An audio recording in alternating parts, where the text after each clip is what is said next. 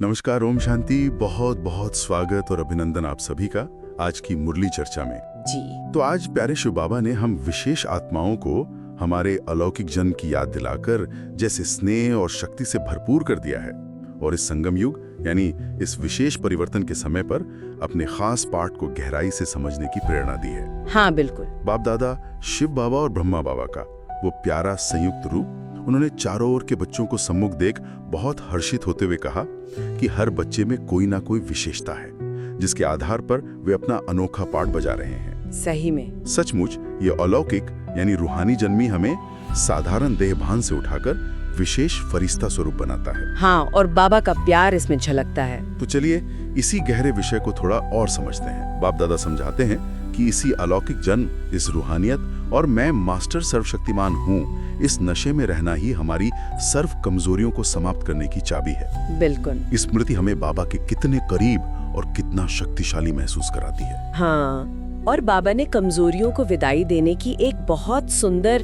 Practical युक्ति बताई है। अच्छा, क्या? वो कहते हैं स्वयं को और सभी आत्माओं को उनके संगम युगी विशेष पाठ की मुबारक दो, बधाई दो। वाह। जैसे हम किसी खास दिन पे मुबारकबाद देते हैं, वैसे ही बाबा याद दिलाते हैं कि संगम का हर दिन हर पल विशेष है और हम हर आत्मा एक विशेष पाठधारी हैं। हाँ। तो निरंतर इस स्मृति में टिककर स्वयं को और दूसरों को बधाई देने से कमजोरियां तो जैसे भागी जाएंगी। वरदान भूमि में रहना मतलब कमजोरियों से मुक्त होना। ये तरीका कितना शक्तिशाली है, सिर्फ बधाई देने से कमजोरियों की विदाई। लेकिन बाबा यहाँ एक और गहरी बात कर रहे हैं। हाँ। सिर्फ स्थूल रावण यानी मोटे विकार, काम, क्रोध, लोभ, मोह, अहंकार, इनको ही नहीं बल्कि इनके जो सूक्ष्म रॉयल रूप है, हाँ। जो अक्सर हमारी नजर में नहीं आते, उन्हें भी पहचान कर विदाई देनी है। बिल्कुल, ये तो छुपे दुश्मन जैसे हैं। हाँ, और बाबा ने बड़ी स्पष्टता से इनके चेहरे दिखाए हैं। जैसे लोभ का रॉयल रूप, जरूरतों का बेहद में चले जाना, आवश्यकताएं पूरी करना ठीक है, पर जब वो अंतहीन इच्छाएं बन जाए तो वो लोभ का ही अंश है। अच्छा। या जैसे काम का रॉयल रूप है किसी एक आत्मा के प्रति एक्स्ट्रा लगाव या विशेष झुकाव। स्नेह होना स्वाभाविक है, पर बाबा कहते हैं किसी एक में अटकना ये काम का अंश है। सही। इसी तरह शायद स्थूल क्रोध पर विजय पाली व किसी के संस्कारों को देखकर मन में घृणा आना, या ये सोचना कि ये तो कभी बदल ही नहीं सकता और उनसे किनारा कर लेना, ये सूक्ष्म घृणा भी क्रोध का ही वंश है। अच्छा। बाबा कहते न्यारा बनना है, अपनी स्थिति सेफ रखनी है, पर घृणा वश किनारा नहीं करना। हमारी भावना श्रेष्ठ रहनी चाहिए। बात तो सही है, न्यारा बनना अलग, किनारा करना अलग। बिल्कुल। और अहंकार, इसका सूक्ष्म रूप है मेरी विशेषता, मेरी नेचर अच्छी, मेरा स्वभाव। हाँ, ये तो बहुत होता है। बाबा याद दिलाते हैं ये विशेषताएं तो इस अलौकिक जन्म के गिफ्ट हैं, प्यारे बाप की देन है, इसमें मेरा कहाँ से आया? सही बात है। और मोह का रॉयल रूप है किसी व्यक्ति या वस्तु का बहुत अच्छा लगना। बाबा कहते हैं सब कुछ अच्छा लगना चाहिए, पर किसी एक के प्रति विशेष आकर्षण नहीं। चीज को जरूरत समझकर दवाई की तरह इस्तेमाल करो, सिर्फ अच्छा लगता है इसलिए नहीं।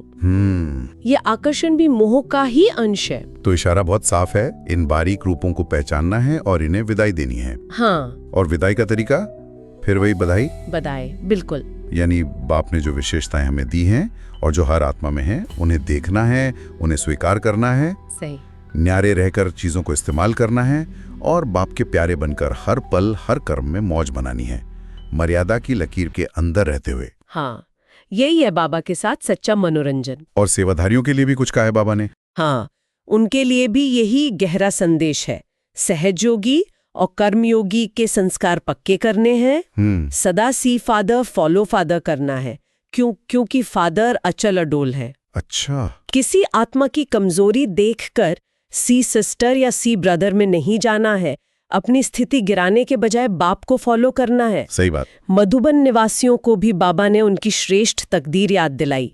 आप तो सर्व प्राप्ति स्वरूप हो, सर्व खजानों के मालिक हो, आपका संसार ही बाप है। बाबा में ही संसार, इसका अर्थ भी कितना सुंदर स्पष्ट किया। हाँ, कि सभी व्यक्तियों से और सर्व वस्तुओं से जो सुख, शांति, प्यार चाहिए, उसकी अनुभूति एक बाप से ही कर लेना। बस यही तो बाबा का सच्चा साथी बनना है। बिल्कुल। ऑस्ट्रेलिया से आई हुई ग्रुप को भी यही प्रेरणा मिली थी। हाँ, उन्हें भी मायाजीत बनने का दृढ़ संकल्प करने की प्रेरणा मिली। बाबा बच्चों की हिम्मत देख मुबारक दे रहे थे। वाह। तो आज की मुरली चर्चा का सार यही है, अपने इस सबसे ऊंचे अलौकिक जन्म और बाप दादा से मिली हुई विशेषताओं को सदा स्मृति में जगा कर रखें। हाँ, जगा कर रखें। स्वयं को और हर आत्मा को दिल से बधाई दें और विकारों के हर छोटे से छोटे छुपे हुए अंश को भी पहचान कर सदा के लिए विदाई दे दें। सदा के लिए। हर पल बाप के साथ का, उनके प्यार का मनोरंजन अनुभव करें। और जाते जाते एक बात सोचने के लिए, बाप दादा हमें अपना बहुत बहुत वैल्यूएबल साथी कहते हैं। हाँ, साथी। जरा सोचे, अगर हम सदा इसी एक स्मृति में स्थित रहें कि हम कितने अमूल्य हैं, स्वयं भगवान के साथी हैं, और इस मैं और मेरेपन को, इस सूक्ष्म अहंकार को भी पूरी तरह विदाई दे दें, तो जीवन की साधारण से साधारण परिस्थितियों को देखने और संभालने का हमारा नजरिया कितना बदल सकता है। हाँ, ये सोचने वाली बात है। ओम शांति। ओम शांति।